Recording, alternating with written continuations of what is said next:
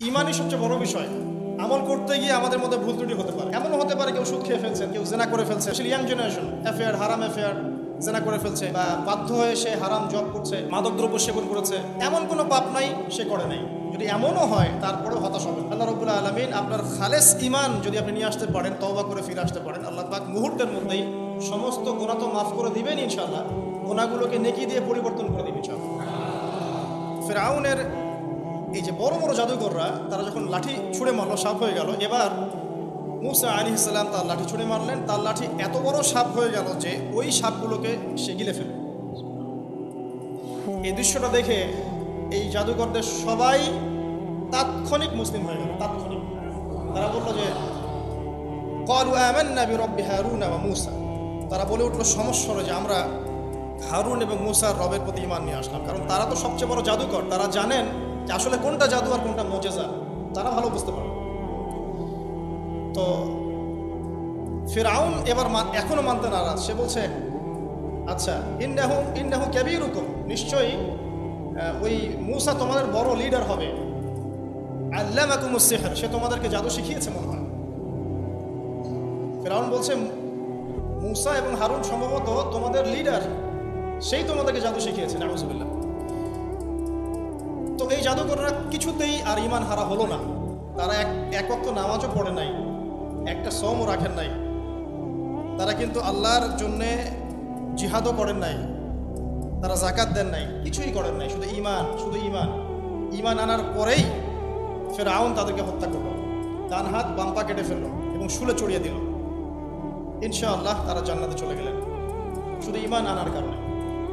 শুধু ঈমান আনা, খালেস ঈমান। ঈমানই সবচেয়ে বড় বিষয়। আমল করতে গিয়ে আমাদের মধ্যে ভুল ত্রুটি হতে পারে।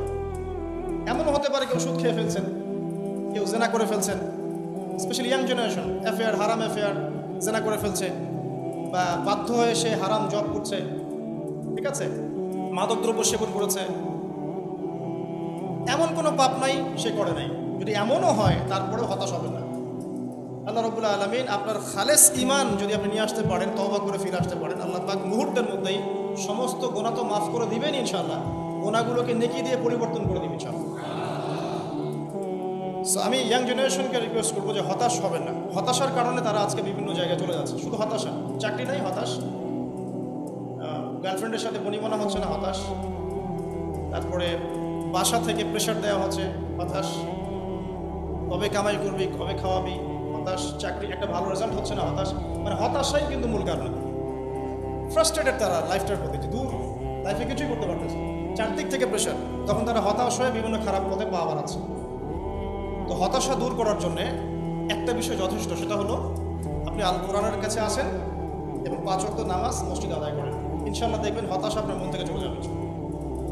এবং ডেইলি জিকির আজগারগুলো নিয়মিত করেন, দেখবেন ইনশাআল্লাহ আপনার মনটা আল্লাহর নূর বা আলো দিয়ে পরিপূর্ণ থাকবে। আপনি হতাশ হবেন না। আর শয়তান তখনই সুযোগ নেবে আপনার কাছে যখন আপনি হতাশ হয়ে যাবেন। আপনি হতাশ হয়ে গেলে শয়তান আপনার কাছে সুযোগ নেবে, হতাশ হবেন না। তো আসুন সামনের দিকে যাই। যে জাদুকররা যখন ইসলাম কবুল করলো, এরপরে নবী মুসা আলাইহিস সালাম ফিরআউনকে বারংবার দাওয়াত দিয়েছেন। বারংবার, কতবার সেটা আল্লাহ ভালো জানেন। বারংবার তাকে দাওয়াত দিয়েছেন, ফিরআউন তার দাওয়াত কবুল করেনি। যখন সে দাওয়াত কবুল করে নাই, মুসা আলাইহিস সালাম আল্লাহর কাছে দোয়া করতেন। একটা করে আযাব আসতো, একবার ব্যাঙের আযাব আসলো, একবার উকুনের, একবার ধরেন যে আপনার প্লেগ বা মহামারী, একবার রক্তের আযাব, হ্যাঁ, একবার ওই যে ফড়িংয়ের আযাব, মানে বিভিন্ন আযাব আসতে থাকলো। যখনই কোনো আযাব আসে তখন ফিরআউন বলে যে হে মূসা, তুমি তোমার রবের কাছে দোয়া করো, যদি আযাব উঠিয়ে নেওয়া হয় আমরা মুমিন হয়ে যাব আর বনু ইসরায়েলকে ছেড়ে দিব। বনু ইসরায়েল কারা? যাদেরকে ফিরআউন দাস বানিয়ে রেখেছে।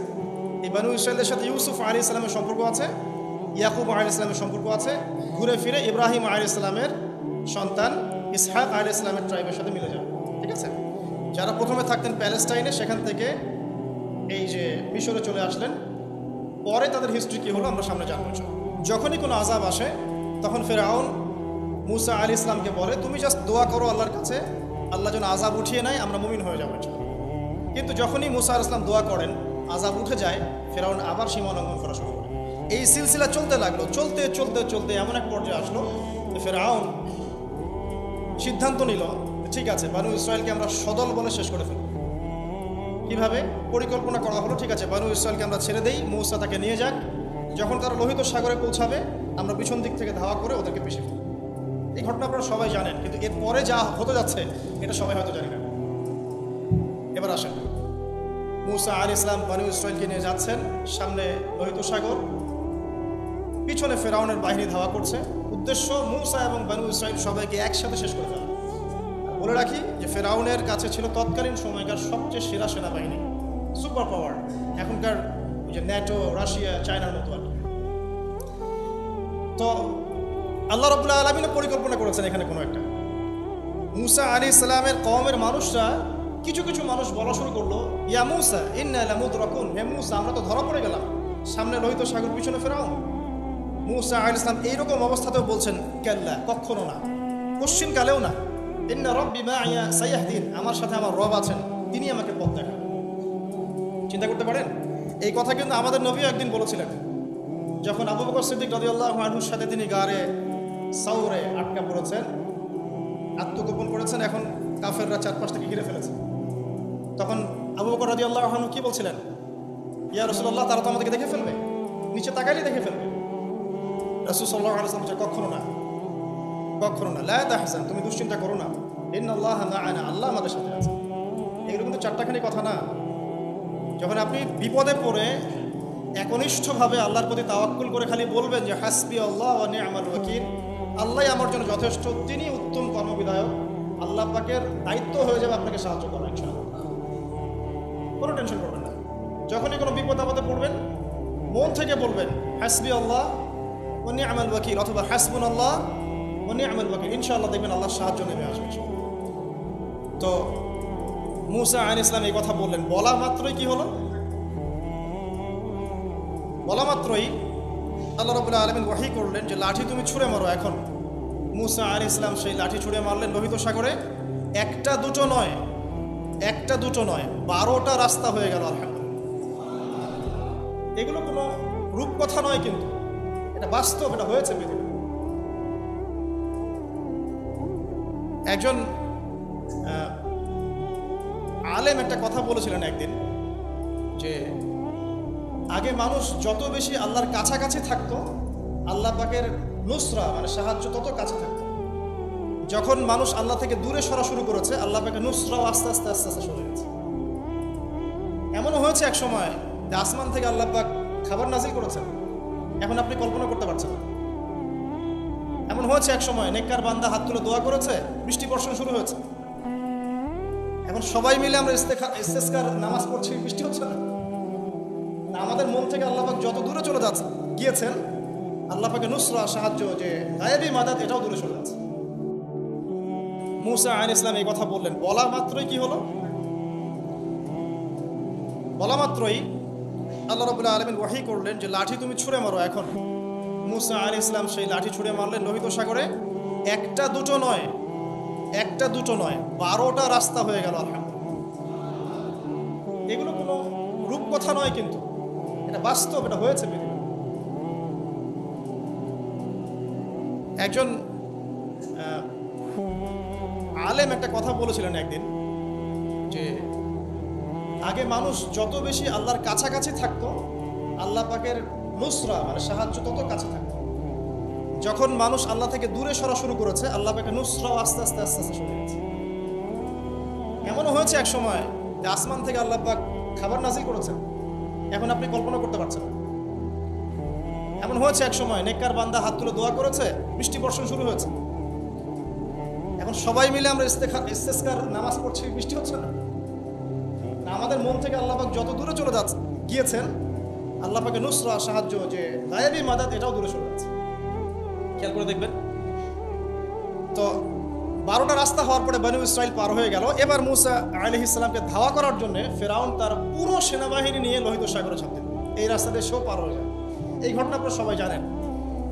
এরপর আল্লাহ রাব্বুল আলামিন এক মুহূর্তের মধ্যে, 1 সেকেন্ডেরও কম সময়ের মধ্যে এই ফেরাউন এবং তার দলবলকে এই পানিতে ডুবিয়ে দিলেন 1 সেকেন্ডের কম সময়, মুহূর্তের মধ্যে।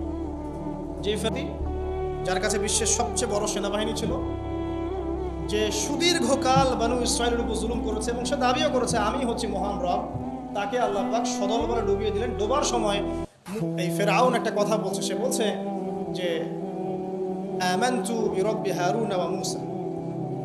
ডোবার সময় ফেরাউন বলছে যে আমি হারুন এবং মূসার রবের প্রতি ঈমান আনলাম। আল্লাহ পাক এখন বলছেন আল-আন,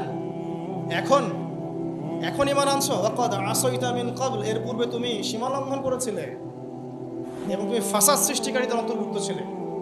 এখন আমি কি করবো জানো, আল ইয়াউমা নুনাজ্জিকা বিবাদানিক, আজকে আমি তোমার এই বডি, তোমার বাদান, এই বাদানটাকে প্রিজার্ভ করব, সংরক্ষণ করব, তোমার শরীরটাকে, দেহটাকে আমি সংরক্ষণ করে রাখবো। কি জন্যে? লিতাকুনা লিমান খালফাকা আয়া, তোমার পরবর্তীতে যারা আসবে ওদের জন্য তুমি যেন নিদর্শন হতে পারো। ওয়া ইন্না কাসীরাম মিনান নাস আন আয়াতিনা লাগাফিলুন, এবং মানুষের মধ্যে বেশিরভাগ মানুষই আমার নিদর্শনগুলো সম্পর্কে গাফেল।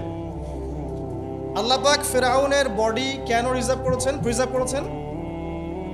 যাতে করে ফেরাউনের এই মমি, ফেরাউনের এই যে বডি, এটা যেন তার পরবর্তী যুগের মানুষদের জন্য নিদর্শন হয়।